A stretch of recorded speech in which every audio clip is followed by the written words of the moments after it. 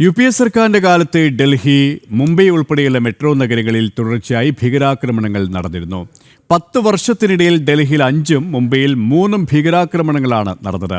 എന്നാൽ മോഡി സർക്കാർ വന്നതിന് ശേഷമുള്ള ആദ്യ ചാവേർ ആക്രമണമാണ് ഡൽഹിയിൽ നടന്നത്. 1990 മുതൽ ഭാരതത്തിൽ നടന്ന ആക്രമണങ്ങൾ പരിശോധിക്കാം. ടിൻഡു ദാസ് തയ്യാറാക്കിയ എക്സ്പ്ലെയിനർ കാണാം. 1999 നവംബർ 3 ശ്രീനഗറിൽ നടന്ന ഭീകരാക്രമണം.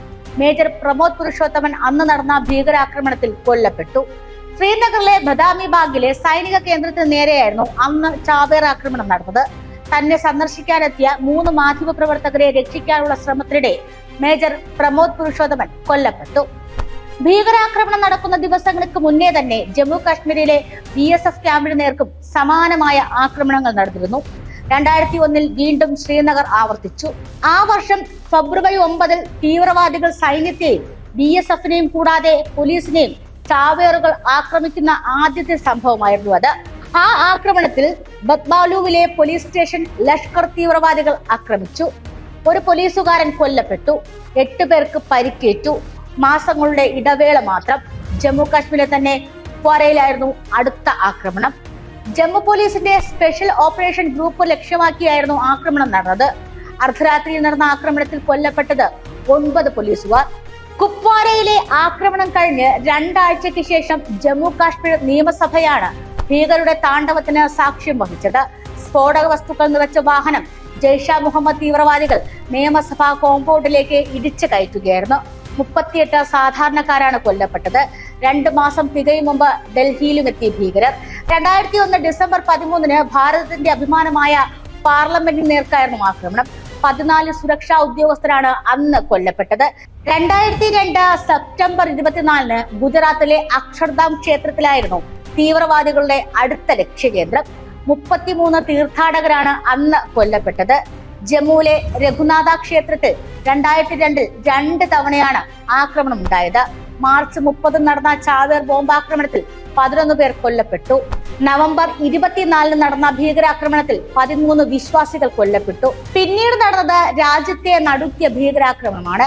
2008 നവംബർ 26 നടന്ന മുംബൈ ഭീകരാക്രമണം ഇന്ത്യയെ മാത്രമല്ല ലോകത്തെ മുഴുവൻ ഞെട്ടിച്ച സംഭവമായിരുന്നു അത്.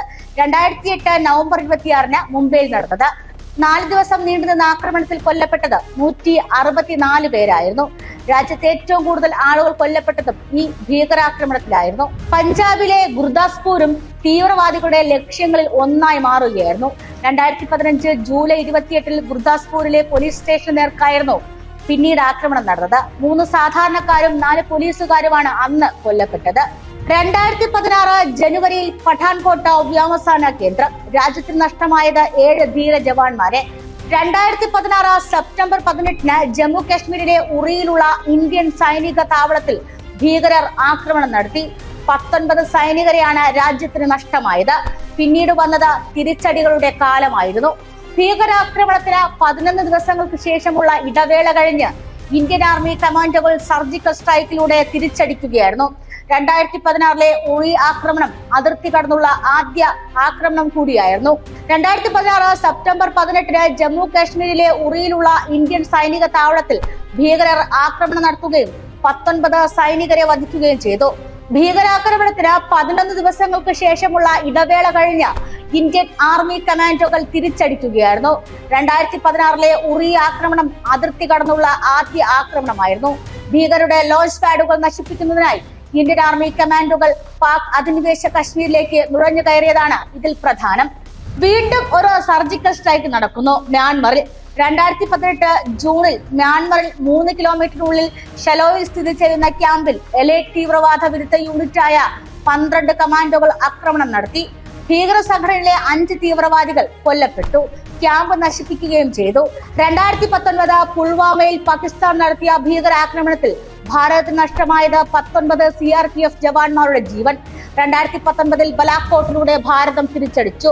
ഇന്ത്യൻ വ്യോമസേനയുടെ 12 മിറാഷ് 2000 പോർ വിമാനങ്ങൾ കശ്മീരിലെ നിയന്ത്രണ രേഖ കടന്ന് ആക്രമണം നടത്തി.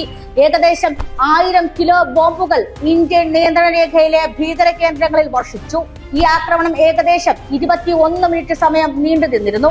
വ്യോമാക്രമണത്തിൽ 250 മുതൽ 350 ജെയ്ഷ് ഇ മുഹമ്മദ് തീവ്രവാദികൾ കൊല്ലപ്പെടുകയും ചെയ്തു. ഏറ്റവും ഒടുവിലായി ഹിന്ദുക്കളെ തെരഞ്ഞുപിടിച്ച് കൊലപ്പെടുത്തിയ ഭീകരാക്രമണം 2025 ഏപ്രിൽ 22-ന് ജമ്മുവിലെ പഹൽഗാമിൽ വിനോദസഞ്ചാരികളെ ഖലീമ ചൊല്ലാമോ എന്ന് ചോദിച്ചു നടത്തിയ ആക്രമണം. കൊല്ലപ്പെട്ടത് 27 പേർ. ഭാരതം അതിശക്തിയായി തിരിച്ചടിച്ചു. ഭാരതത്തിലെ സ്ത്രീകളുടെ സിന്ദൂരം മായ്ച്ച നരാധവന്മാർക്ക് ഓപ്പറേഷൻ സിന്ദൂറിലൂടെ മറുപടി നൽകി. 2025 മെയ് 7 പുലർച്ചെ 1:44-ന് കര, നാവിക, വ്യോമസേനകൾ സംയുക്തമായി തിരിച്ചടിച്ചു.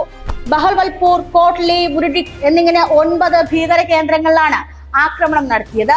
കഴിഞ്ഞ ദിവസം രാജ്യതലസ്ഥാനത്ത് നടന്ന ചാവേർ ആക്രമണം മുന്നേ ആസൂത്രണം നടന്നതായാണ് വിവരം. 6 ദിവസം മുന്നേ പാകിസ്ഥാൻ കേന്ദ്രീകരിച്ച് പ്രവർത്തിക്കുന്ന ലഷ്കർ എ തൈബ, ജെയ്ഷെ മുഹമ്മദ് തുടങ്ങിയ ഭീകര സംഘടനകൾ ഭാരതത്തിനെതിരായി സംഘടിത ആക്രമണ പരമ്പരയ്ക്ക് തയ്യാറെടുക്കുന്നതായി റിപ്പോർട്ട് ലഭിച്ചിരുന്നു. ജമ്മു കാശ്മീരിനെ ലക്ഷ്യമിട്ട് പാകിസ്ഥാന്റെ പിന്തുണയോടെയുള്ള ഭീകര പ്രവർത്തനങ്ങളിൽ ആശങ്കാജനകമായ വർധനവുണ്ടായതായും ഇന്റലിജൻസ് വിവരങ്ങൾ ലഭിച്ചു.